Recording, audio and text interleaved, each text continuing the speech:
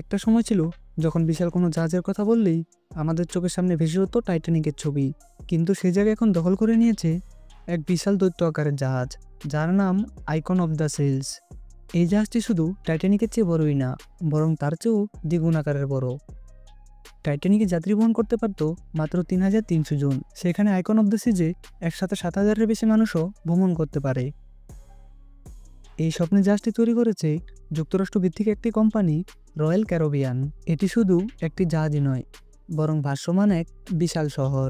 এতে রয়েছে প্রায় 3,000 বিলাসবহুল রুম, 40টি রেস্টুরেন্ট, 7টি বিশাল সুইমিং পুল এবং বিশ্বের সবচেয়ে বড় ওয়াটার পার্ক, সুবিশাল theatre, shopping mall, cafe, restaurant, bar, এমনকি একটি শহরের মতো আলাদা আলাদা 8টি এলাকা।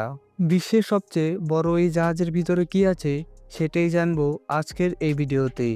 মিস্ট্রি চাল চ্যানেলটিতে আপনি নতুন হলে অনুরোধ করব